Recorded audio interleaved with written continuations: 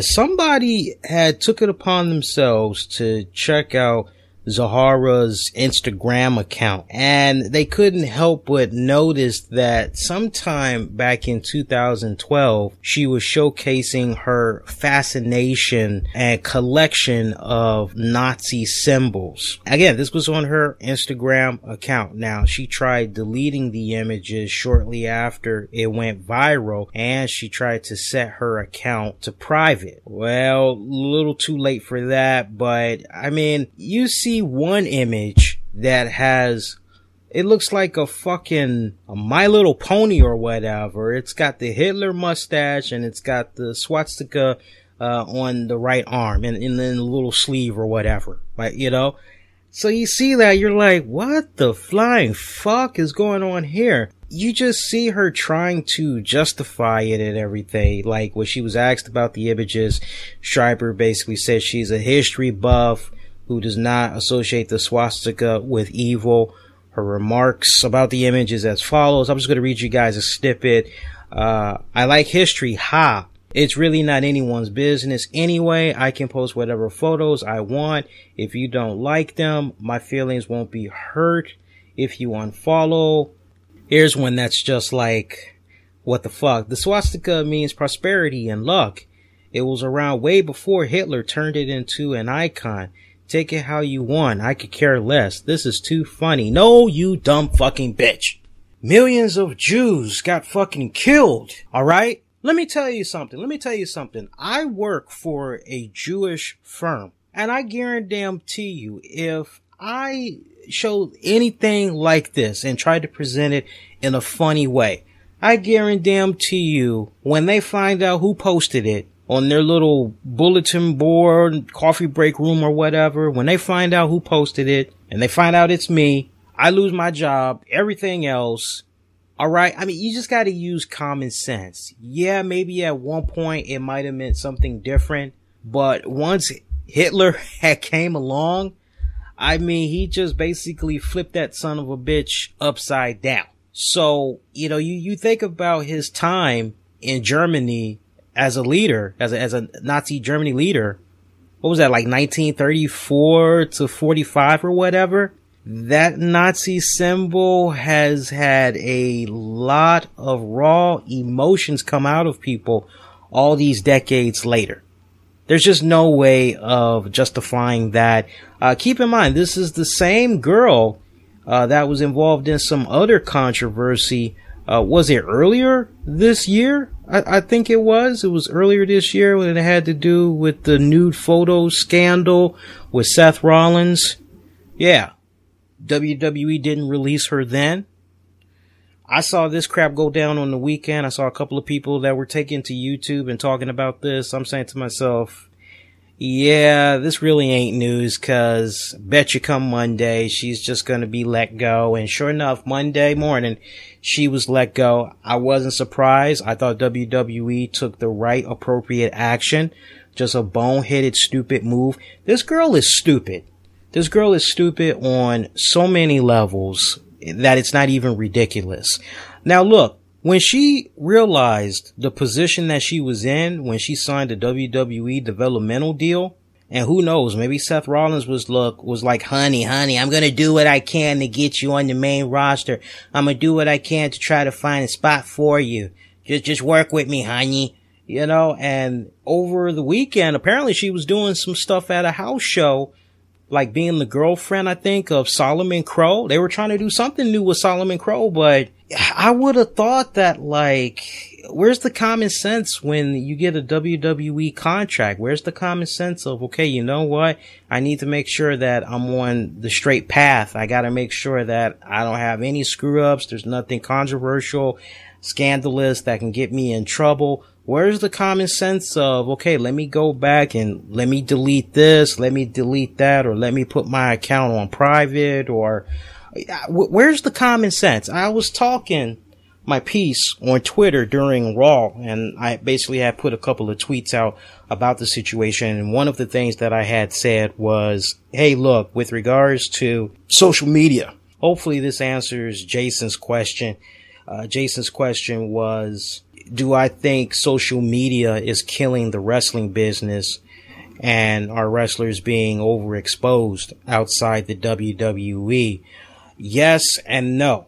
All right. Now, with regards to Zahara, I've been saying this for a very long time. WWE stars, TNA stars, if you're a wrestler, if you are a celebrity, if you want to take to your own Twitter account, your own Instagram, your own Facebook, and you want to put custom messages out there, you want to respond to people and everything, that is your right. That is your right. But at the same time, you must recognize the fact that in some shape or form, you are a public figure. You are a celebrity public figure in some shape or form. And you need to think before you post. And when you put that thing out there in public, make sure that you own it. Own up to it. It's out there forever. Don't do the silly delete and all that. You put it on out there. You own it. And too many times I have seen celebrities put something out on social media that ends up having them get backlash from their fan base, and then they try to delete it like it never existed. Meanwhile, it's already been cached. It's already been screen captured, video recorded, all that shit. It's still out there lingering. So if you're going to put something out there, think before you post and then own up to it. Now, on the flip side to that, I think one too many times we have been hearing situations go down, in particular with WWE stars that get into a little bit of hot water with some tweets that they put out there or Instagram or whatever. And I just think honestly it's getting to a point right now where WWE, they need to really set the bar a bit higher as far as their talent and social media goes. I think they need to make a new mandate, be available to all of its talent, no exceptions made. Let it be known that, hey, going forward, you guys need to have 2 accounts. One will be your WWE official Twitter account, Facebook account, Instagram, etc., etc., etc.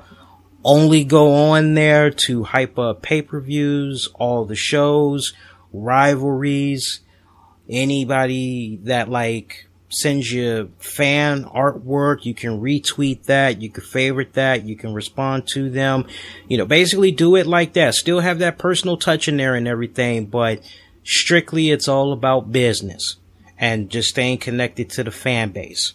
Make everybody sign up for a second account. That second account is basically, okay, this is going to be a private account and it needs to remain private. Only close friends ain't going to be coughing your business up and all that. So that needs to be a very tight circle. Family, they need to be involved with that. Cody Rhodes comes to mind. I'm not sure how many of y'all are aware of this, but Cody Rhodes, he has his Stardust / Cody Rhodes Twitter account, and then he has a private account. And he's very selective in who he brings in to his personal account. That's exactly the way a lot of people need to operate. Now, somebody hit me up with, well, maybe, there's always the direct message button. Yeah, that's true. But, like with me, when I do the show, I have my Twitter handle, the RCWR Show. And if I need to do direct messages or whatever, I'm doing direct messages with whoever I'm maybe trying to get onto the show, or I'm doing something business related and I'm sending direct messages that way. But for the most part, when it comes to that personal interaction, I mean, if you really, really notice, even though I try to be hands-on with the people I interact with on the RCWR Show page, I don't like going to lengthy conversations with people because for the most part, I'm literally using Twitter the way that it should be used, which is, I'm interacting with my fan base while our favorite program is on. And I'm also bringing a call to attention, a call to action of upcoming episodes I have, specials, etc. Follow me on Facebook, follow me on Twitter, whatever. I have my own private Facebook and Twitter accounts. That's just for my close friends and family. Cause me personally, I like to keep the two separate. And there's nothing wrong with that. I think that needs to be the new mandate for the WWE. They need to let it be separate. They must let it be separate. Otherwise, this problem is going to continue. I hope they do that. I really hope they do that. I'm on to something really good. I have a really great idea right here. They got to do that. It's just common fucking sense. But most importantly, think before you post. All right? So I'm sure Seth Rollins is probably pissed off with this, as he should. As he should. And apparently these two have been going out for quite a while now. Quite a while. I think around the time when he was still in ROH. So he's definitely known about this type of hobby of hers. So I just can't help but kind of question him and his taste in women. You know, I don't see people that like, I mean, could you imagine like dating somebody or being engaged to somebody that loves collecting photos of, I don't know, black people getting their foots chopped off when they were slaves, being hanged, or Mexicans being shot for trying to cross over the borderline? Can you imagine somebody like that's fixated on collecting those type of images, and they're like, oh, I'm a historian buff. It's kind of cool looking at, yeah, we'll see how long that lasts. Or somebody collecting photographs of black people being sprayed down with water hoses, bitten by dogs, and you know, you just kind of can't help but question that person's tastes and everything. So for Seth Rollins to be even associated with this girl, I said it best on Facebook. I said it on Wrestling Soup's page last week. I said Seth Rollins, he's rich, he's young, and he's full of cum. He needs to go on out there, play the field, enjoy himself, enjoy life. He's got years to go on ahead and settle down. So, very unfortunate right there. Very, very unfortunate. Stupid. Just downright stupid.